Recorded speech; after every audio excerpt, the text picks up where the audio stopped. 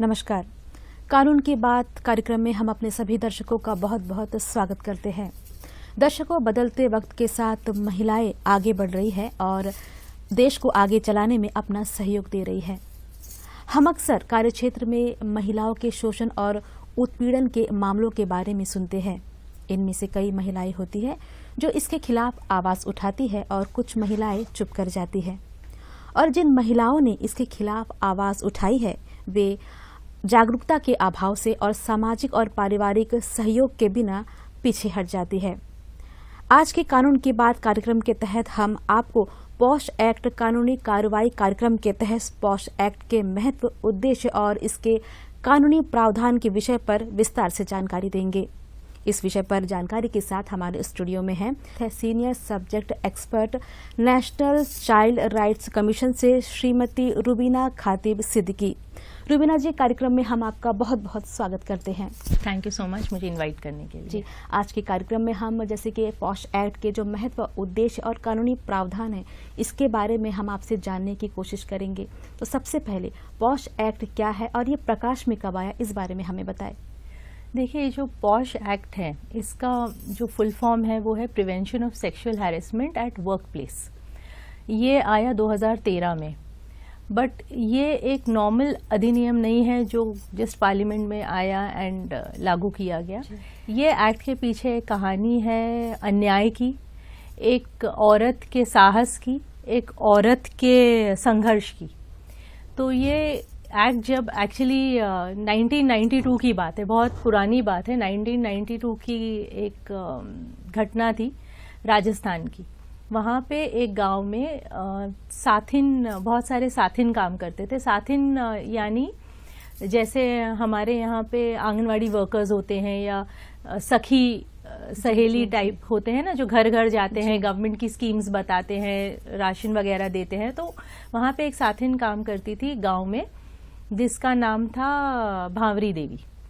अब ये हुआ कि भांवरी देवी का जो मेन काम था वो था प्रिवेंशन ऑफ चाइल्ड मैरिजेस, क्योंकि राजस्थान समाज, जो वहाँ का जो समाज है, वहाँ पे चाइल्ड मैरिज बड़ा कॉमन था। तो ये अपना काम बड़े संघर्ष के साथ, बड़े इसके साथ कॉन्फिडेंस के साथ करती थी, बिंदास सब काम में लगी रहती थी। अब एक बार ये हुआ कि उन्हें पता चला कि एक वहाँ पे बाल विवाह होने वाला है। इन्होंने जाके वो बाल विवाह रोक दिया। अब प्रॉब्लम ये हुआ कि वो जो बाल विवाह हो रहा था वहाँ की एक ऊपर हाई कास्ट का था, और ये थी एक SC ST कम्युनिटी से बिलोंग करती थी, और वहाँ की एक हाई क्लास होती है, आपने भी सुना होगा, गुज्जर कम्युनिटी। और आपको जान के ताज्जुब होगा कि जो बच्ची का विवाह उन्होंने रोका, वो बच्ची की एज क्या थी, 9 महीने की। तो इन्होंने तो अपना काम किया, बट गांव वाले बड़े अपसेट हो गए कि ये कौन होती है, हमारी एक प्रथा जो चल रही है, हमारा एक कल्चर है, इसमें बाधा डालने वाली। तो इन्हें मारा पीटा गया, सब कुछ हुआ, मगर फिर भी ये हारी नहीं, ये लगी रही अपने काम में। तो अब गांव वालों, जो मुखिया वगैरह थे, उन्होंने सोचा कि अब इसको हमें सबक सिखाना है। तो एक दिन जब ये एक अपनी फील्ड में, अपने खेत में काम कर रही थी अपने हस्बैंड के साथ, तो वहाँ उसके हस्बैंड को घेर के 4 या 5 लोगों ने खूब मारा। 4 लोगों ने इनफैक्ट मारा, उसे साइड में फेंका, और अब उसके हस्बैंड के सामने बड़े ब्रूटली, बहुत बुरी तरीके से इसका गैंग रेप हुआ। ये मगर जैसे चुप रहने वाली लेडीज में नहीं थी, ये इन्होंने अपनी आवाज़ उठाई, ये पुलिस स्टेशन गई, इन्होंने कोशिश किया कि मैं FIR करूं, क्योंकि लोग बड़े हाई स्टेटस वाले लोग थे, पॉलिटिकली कनेक्टेड थे। इन्होंने FIR नहीं होने दी। कितने महीनों तक FIR नहीं हुई, इनका मेडिकल नहीं होता था। फिर जैसे तैसे बहुत NGOs इन्वॉल्व हुए, ये खबर बड़ी नेशनल न्यूज़ बन गई, बहुत सारे NGOs इन्वॉल्व हुए। तो ये कोर्ट में तक ये मामला गया। तो जो कंबाइन NGOs जो इन्वॉल्व हुए, एक नहीं काफ़ी हुए थे, तो उनका एक कॉमन नाम दिया गया विशाखा। तो ये कोर्ट में केस लड़े गया सब कुछ, मगर फिर भी द सैड पॉइंट है, जैसे मैंने कहा, ये दुखद इससे निकला है ये एक्ट, ये एक अन्याय से निकला है। कोर्ट में, सेशंस कोर्ट में, वो चारों को एक्विट कर दिया गया, ये बोल के कि सबूत इतने पक्के नहीं है। तो फिर ये सुप्रीम कोर्ट गए। 1992 में ये हुआ। 1997 में सुप्रीम कोर्ट ने संज्ञान लिया ये चीज़ का, और एक विशाखा गाइडलाइंस तैयार हुई और वो रोल आउट हुई। उसमें ये एक्सेप्ट किया गया कि विमेन का वर्क प्लेस पे, क्योंकि ये जो हुआ उनके साथ, जो गैंग रेप हुआ ये क्यों हुआ? क्योंकि वो अपना एक कार्यस्थल पे वो अपना एक काम कर रही थी, तो उनके वर्क रिलेटेड हुआ। अगर वो नहीं करती तो वो भी आराम से अपनी जिंदगी जीती। तो विशाखा गाइडलाइंस निकली ये जानते हुए कि उन्होंने संज्ञान लिया कि औरत को उसकी वर्क प्लेस के ऊपर सेफ्टी की जरूरत है। बट गाइडलाइंस तो गाइडलाइंस ही है। बहुत कोशिश हुआ कि इसे इम्प्लीमेंट किया जाए, बहुत लेवल तक इम्प्लीमेंट हुआ भी, बट एज आई सेड कि वो गाइडलाइंस है, लॉ नहीं है, तो उसका उस तरीके से इम्प्लीमेंटेशन नहीं हुआ। कहते हैं ना, जब तक डंडा नहीं पड़े तब तक काम नहीं होता। तो ये 2013 में फाइनली, दिसंबर 2013 में एक लॉ पास किया गया पार्लियामेंट में, जिसका नाम दिया गया prevention of sexual harassment at work place, जो खास तौर पे विमेन के लिए निकला। तो ये बना पॉश एक्ट आपका, जिसमें ये विमेन की सेफ्टी और सिक्योरिटी के लिए ये खास तौर पे आया in terms of sexual harassment. जी रुबीना जी, अब जो ऑर्गेनाइजेशन जो हैं, कौन कौन से जो ऑर्गेनाइजेशन है जो ये पॉश एक्ट से जुड़े हुए हैं, इस बारे में बताएं। हाँ, अब ये एक बहुत बेसिक और बहुत इम्पॉर्टेंट सवाल है कि कौन से ऑर्गेनाइजेशंस इससे जुड़े हैं।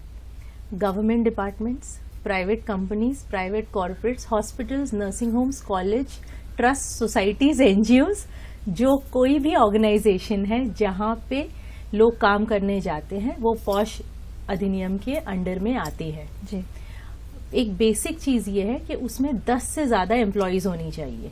मगर ऐसे नहीं है कि विमेन, अब कई ऑर्गेनाइज, जैसे मैं कई आईसीसीज के साथ जुड़ी हुई हूँ, हमारा एक एनजीओ है राइट्स फॉर ऑल, जिसे मैं हेड करती हूँ, तो इस तरीके के भी हमारे पास आते हैं कि हमारे पास तो कोई लेडीज काम ही नहीं करती, तो हम क्यों, ये पॉश एक्ट हमारे पे कैसे लागू होगा। बट जहां एक लेडी भी काम करती हो या जहां पे कोई लेडी काम नहीं करती हो, वहां पे भी ये पॉश एक्ट लगता है।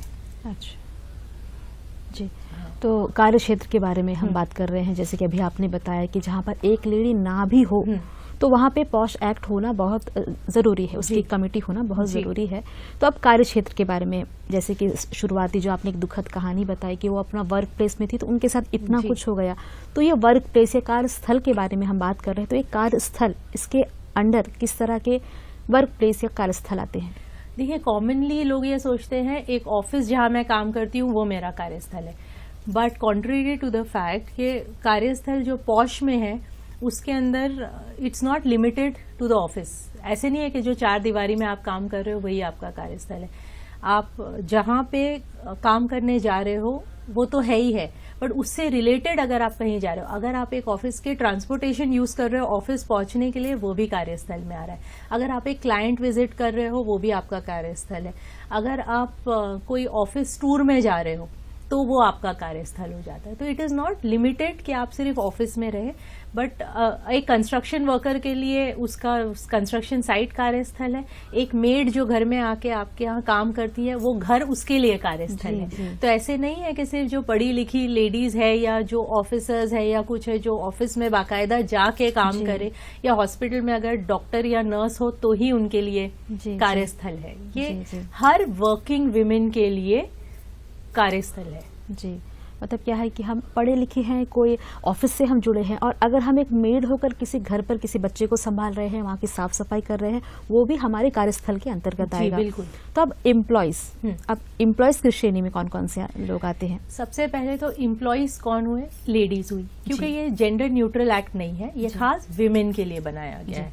तो इसमें काम करने वाली जो लेडीज है, हो सकता है वो परमानेंट एम्प्लॉय हो, वो कॉन्ट्रैक्चुअल हो, वो शायद वॉलंटरी काम कर रही हो, वो एक इंटर्नशिप कर रही हो आपके पास, ये सब, वो पढ़ी लिखी कोई जॉब पे हो, वो एक ऐसे जॉब, ब्लू कॉलर जॉब पे हो, व्हाइट कॉलर जॉब पे हो, हर कोई जो होता है वो एक कॉलेज की टीचर हो या हो वो उस कॉलेज में जाने वाला स्टूडेंट हो, वो सब भी पॉश के अंदर कवर होते हैं। जी, डॉक्टर, नर्स, यहाँ तक कि अगर जो आपकी ट्रस्ट सोसाइटीज होती है, मंदिर, मस्जिद, गुरुद्वारा, इसमें भी अगर आप काम कर रही हो तो वो भी आपका कार्यस्थल है। जी, जैसे कि पहले हमने बताया कि महिलाओं को क्या है, बहुत लोगों को पता ही नहीं चलता है कि उनके साथ गलत हुआ है। जी, क्योंकि कुछ चीजें क्या है क्लियर नहीं है। तो अगर हम सेक्सुअल हरासमेंट की बात करें तो इसके टाइप्स क्या क्या है, हमें बताएं। देखिए, सेक्सुअल हैरेसमेंट जब हम बोले एक आउटवर्ड सेक्सुअल हैरेसमेंट तो फिजिकल होता है जी। But the beauty of this act है कि इन्होंने ये नहीं कहा कि सिर्फ फिजिकल हैरेसमेंट को ही हम सेक्सुअल हैरेसमेंट माने, तो इन्होंने बेसिकली 3 टाइप में इसे डिवाइड किया है। फिजिकल हैरेसमेंट ऑब्वियसली अगर आपके साथ कुछ फिजिकल हो रहा हो, इसके अलावा वर्बल भी सेक्सुअल हैरेसमेंट आता है, नॉन वर्बल भी आता है। अब जैसे फिजिकल हुआ तो ऑब्वियस है, मुझे उसको समझाने की जरूरत नहीं। वर्बल हो गया, वर्बल जैसे आप बैठी, आपको अगर आपके कलीग बोल दिया, अरे डार्लिंग आज आप क्या कर रही हो, अरे आज तो आप स्वीटहार्ट बड़ी अच्छी लग रही हो, इस टाइप के, हनी, स्वीटहार्ट, डार्लिंग, डियर, इस टाइप के अगर बोल दिए वो भी वर्बल हो गया। नॉन वर्बल में आ गया ऐसी चीजें जो आपको कोई, अगर आपको कोई कंटिन्यूसली घूर रहा है, आपको अनकंफर्टेबल हो रहा है, आप जा रही है, आपका रास्ता रोक लिया, या फिर आपको मोबाइल में कोई फोटोग्राफ्स बताए जिससे आप अनकंफर्टेबल हो, नॉनवेज जोक शेयर करे, आपके सामने जबरदस्ती ऐसी बातें करे जो बहुत पर्सनल हो रही है। जैसे हमारे पास एक केस आया था जिसमें वो जेंटलमैन हमेशा उसे पूछते थे, अरे आपके तो इतने साल हो गए शादी को, आपका कोई इशू क्यों नहीं है, कोई प्रॉब्लम है क्या, आपके हस्बैंड में कोई प्रॉब्लम है क्या, कुछ है, आप लोग इलाज करा रहे हो। See these are very personal questions, you are not supposed to ask them. तो ये भी आपके सेक्सुअल हैरेसमेंट में आएंगे। नॉन वर्बल में हो सकता है आपको कोई मैसेजेस भेज रहा हो, आजकल तो बड़ा कॉमन है ना गुड मॉर्निंग मैसेजेस वगैरह आना, और लोग अगर मुंह पे नहीं कहते हैं तो मैसेज में लग रहे हैं, अरे आप तो बड़ी अच्छी लग रही है। एक केस हमारे पास आया था जिसमें एक यंग सी लड़की साड़ी पहन के ऑफिस गई, तो बड़े सीनियर से बंदे ऑफिस के, एक डिपार्टमेंट के, उन्होंने कहा कि अरे आप ना जल्दी घर चले जाइए। अच्छा। तो इन्होंने कहा कि मैं क्यों जल्दी घर जाऊं सर, अभी तो लंच के लिए बहुत लेट है। नहीं, ये साड़ी पहन के आई हो ना, मैं डिस्ट्रैक्ट हो रहा हूँ, मैं काम पे फोकस नहीं कर पा रहा हूँ। तो देखिए, ये सब चीजें भी सेक्सुअल हैरेसमेंट में ही गिनती होती है। जैसे मैं आपको गुड मॉर्निंग मैसेजेस का बता रही, गुड मॉर्निंग मैसेजेस आए, उसमें थोड़ा ज्ञान आ रहा है, ऐसे करिए वैसे करिए, कुछ अच्छी अच्छी बातें आ रही, बट उसके नीचे हार्ट्स आ रहे हैं, अगर लाल गुलाब आ रहा है और उससे आप कंफर्टेबल नहीं हो, अरे सर ऐसे क्यों भेज रहे हैं मुझे, that's also gonna be sexual harassment. बस हम क्या है, हंसी मजाक में बहुत कुछ बोल जाते हैं, बोलने से पहले सोचते नहीं हैं, सामने वाले की प्रतिक्रिया हम देख नहीं पाते हैं। बट हेमलता जी, मैं इसमें ऐड करना चाहूंगी कि इस एक्ट में बेसिकली अगर इसको एक मोटा मोटी डिवाइड करें तो ये है कि सेक्सुअल हैरेसमेंट इज व्हाट, एक चीज जो अनवांटेड है, अननेसेसरी है, अनवेलकम्ड है, और ये एक नहीं के बाद भी हो रही है जी। अगर आपने एक अपनी जाहिर कर दी कि मुझे अच्छा नहीं लग रहा, सर आप ऐसे मत बोलिए ना जी, फिर भी हो रहा है जी, तो ये बेसिक चीज है। और इसमें सबसे इम्पोर्टेंट चीज है कि इसमें आप जो कर रहा है उसका इंटेंशन इम्पोर्टेंट नहीं है, आपके ऊपर जो इम्पैक्ट हो रहा है वो ज्यादा इम्पोर्टेंट है। जी जी। So the focus is on the women जी। और इसको फर्दर डिवाइड करेंगे तो इसके और 2 कैटेगरी है। क्विड प्रो क्यो आपने सुना होगा, दिस फॉर दैट। जैसे अगर तुम मेरे साथ डिनर पे चली तो मैं तुम्हें ये प्रोजेक्ट दे दूंगा करने।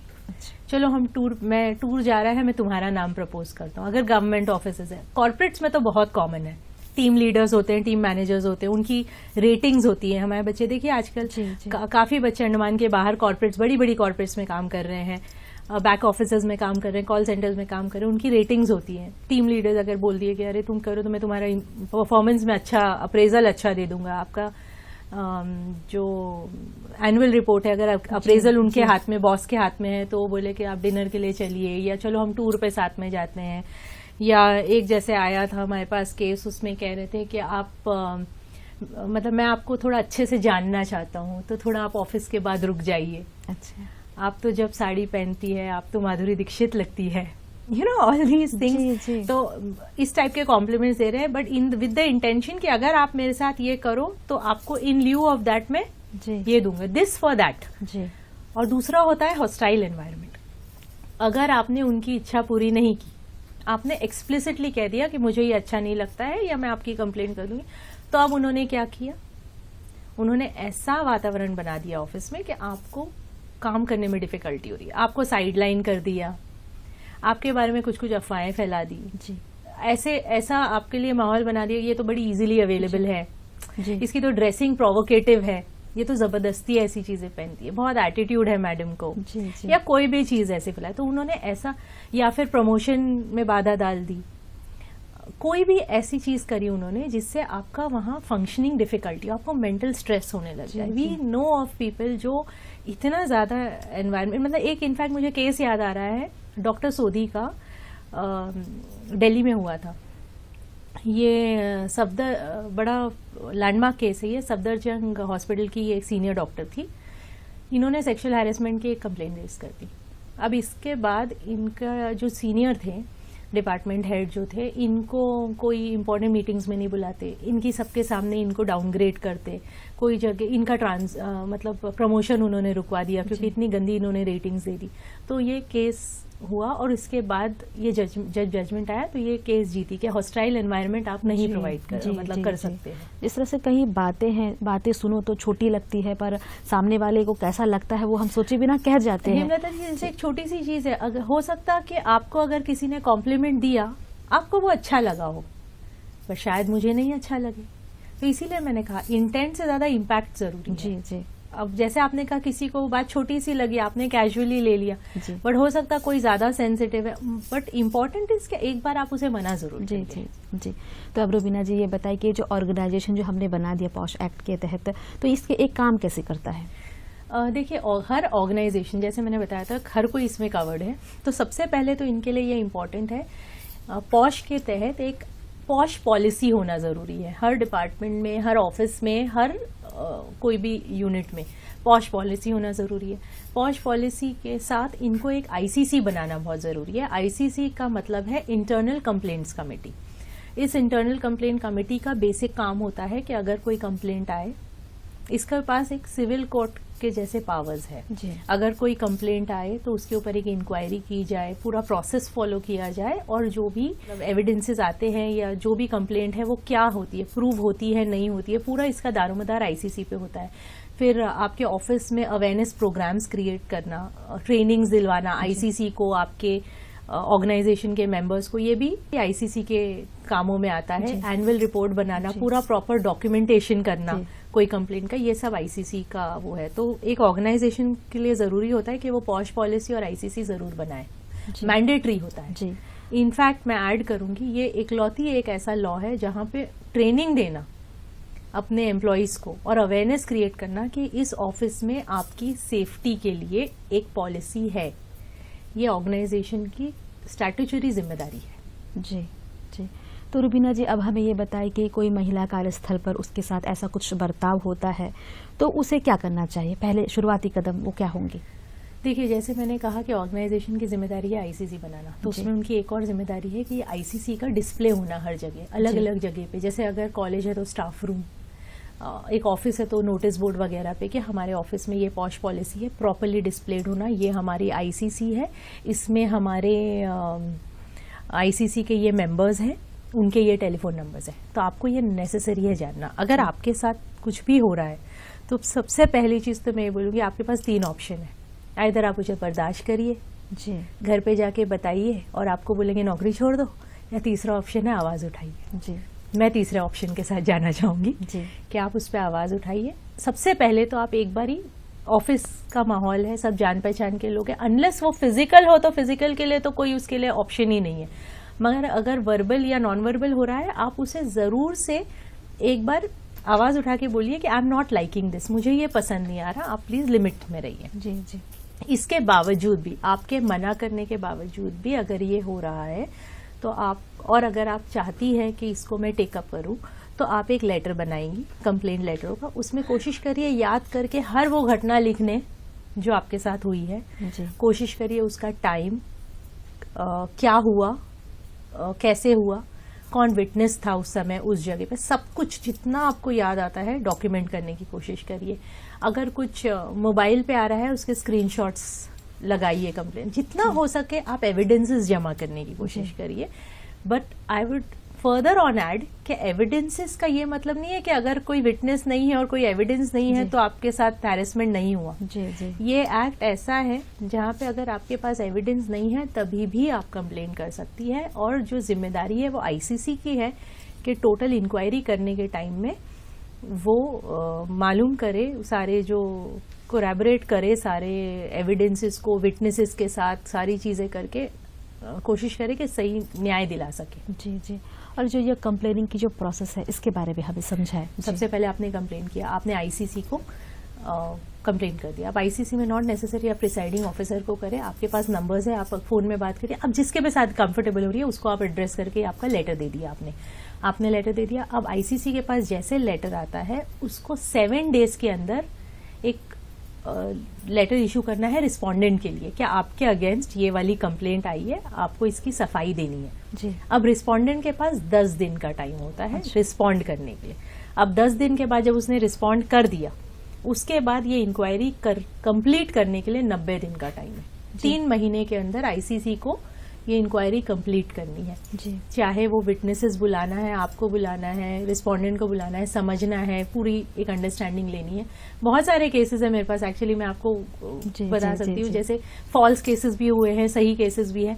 ये मालूम करना कि कहीं ये फॉल्स कंप्लेंट तो नहीं है, अगर ये जेन्युइन कंप्लेंट है तो क्या हुआ, कैसे हुआ। वी आईसीसी को 5 Ws फॉलो करने होते हैं, where, what, when, with whom और हाउ।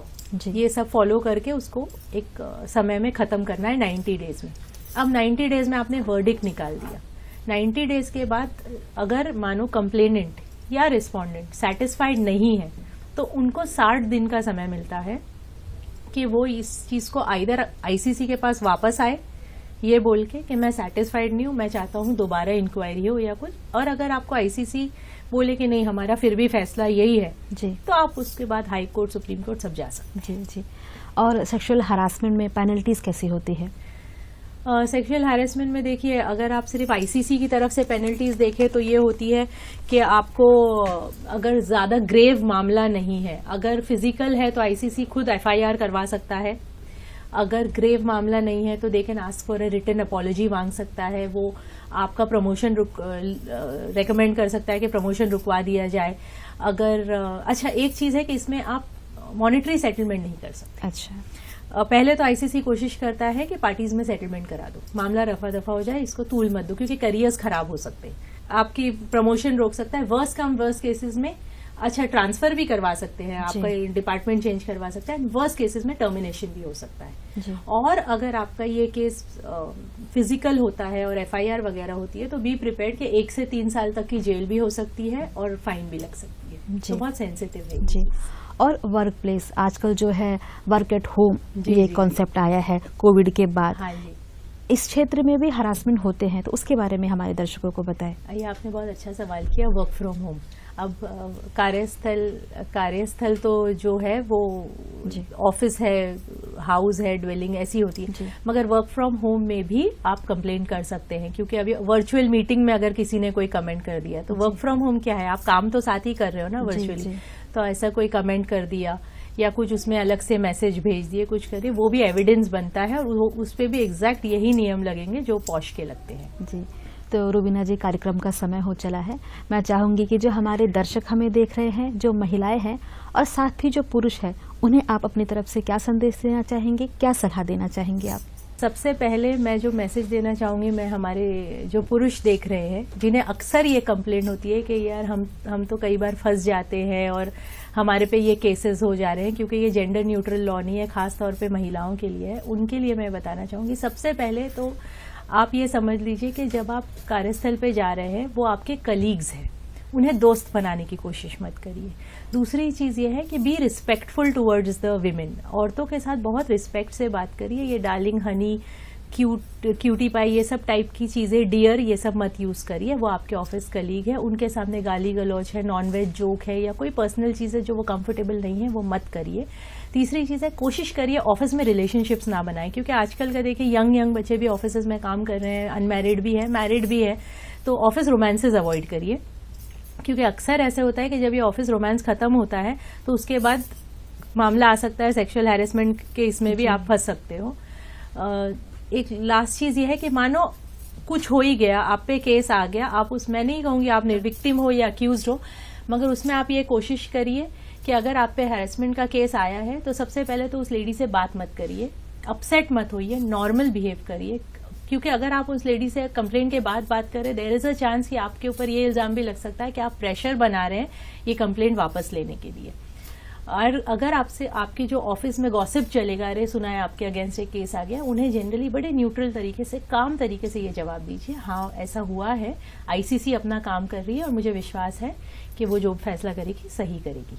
अब आते हैं हम लेडीज़ की तरफ। लेडीज़ के लिए मैं ये कहना चाहूँगी कि पॉश एक ऐसा एक्ट है जो हमें भरोसा दिलाता है कि हम इसके सेक्सुअल हैरेसमेंट के लिए आवाज़ उठा सकते हैं और ये ज़रूरी भी है।